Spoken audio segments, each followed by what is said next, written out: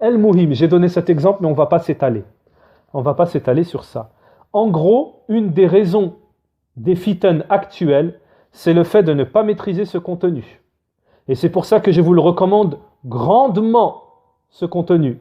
Celui qui ne peut pas suivre les cours pour X raisons, l'explication qui sera peut-être un peu longue, je ne sais pas en combien de cours, alors qu'il achète ou qu'il se procure la parure de l'étudiant en français et qu'il lise le livre, juste en français. Quand il a un problème, il demande aux étudiants. Il ne faut pas hésiter. Quelque chose qu'il n'a pas compris. Eh bien, rien que ça sera un grand profit. Un grand profit. Et là, tu verras. On a un grand manquement. Nous avons un gros manque. Que ce soit dans la connaissance, que ce soit dans le comportement, que ce soit dans la méthodologie, que ce soit dans la marche à suivre, que ce soit dans l'écoute. Nous avons un grand problème. Et c'est pour ça que nous ne sommes pas prêts à gravir certains échelons. Les ulama le disent. Si tu commences tout en haut de l'échelle, tout en haut, qu'est-ce qui va se passer? Sans avoir gravi les étapes petit à petit, qu'est-ce qui va se passer? Ça se dégringole, tu vas dégringoler, tu vas tomber. Eh bien, c'est ce qui se passe aujourd'hui. On veut aller dans la cour des grands alors que la plupart ne maîtrisent pas comment se comporter, comment pratiquer la science, comment extérioriser ton ilm quand les autres te voient. Qu'est-ce qu'ils voient? Un enseignant modeste, puisque les savants disent toutefois qu'une personne augmente en science, elle augmente en modestie. Et nous, on voit des gens, ils augmentent en orgueil. Donc ce sujet aussi, on va le traiter dans cet ouvrage. Ce sujet aussi, cela sera traité dans cet ouvrage. Donc, alhamdoulilah, comme je vous avais dit, juste ma petite introduction à moi-même, elle a duré une quarantaine de minutes, mais j'ai voulu vraiment, pour ce premier cours, j'ai voulu vraiment réveiller, faire prendre conscience, vraiment faire prendre conscience de la situation et de l'importance de cet ouvrage. Je le répète, il y a des savants de Ahl-Sunnati wal Jama'a qui ne commencent pas leur enseignement sans passer. Leur premier enseignement, c'est ça, Hilyat Talibul Ilm. Donc j'insiste, ne passez pas à côté. Sinon, vous allez vous retrouver comment à avoir, même sans volontairement, sans faire ça volontairement, ce n'est pas de votre faute, vous ne savez pas.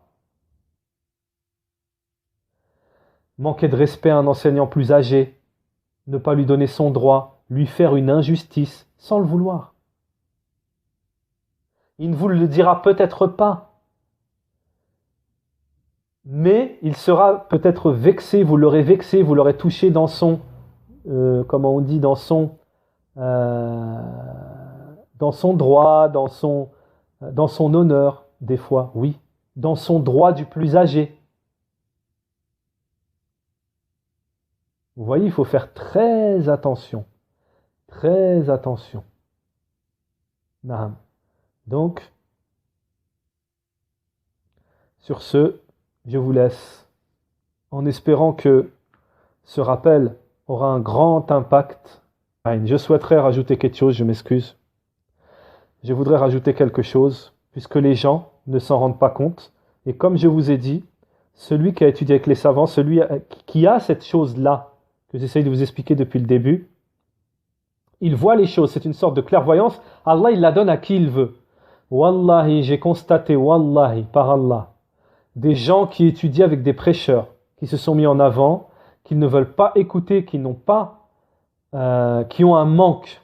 On leur dit pas, on les rabaisse pas, mais on leur dit, va combler ce manque et après reviens faire ta darwa. Eh bien, j'ai vu même des étudiants qui ont étudié avec ces personnes-là, ces prêcheurs, puisque c'est prêcheurs ne leur inculquent pas toutes les valeurs que je vous ai dit auparavant dans ce rappel, ils ne leur inculquent pas, moi je le vois. Quand je parle avec eux, ils ont un genre de ta'assoub, d'amour aveugle, de suivi aveugle de leurs prêcheurs, ils le défendent dans le battle, etc. On voit qu'ils ne sont pas imprégnés de cet odorat que dégagent les savants. Pourquoi? Parce que lui, il ne peut pas leur inculquer, il ne l'a pas. Comment voulez-vous qu'il vous inculque quelque chose qu'il n'a pas?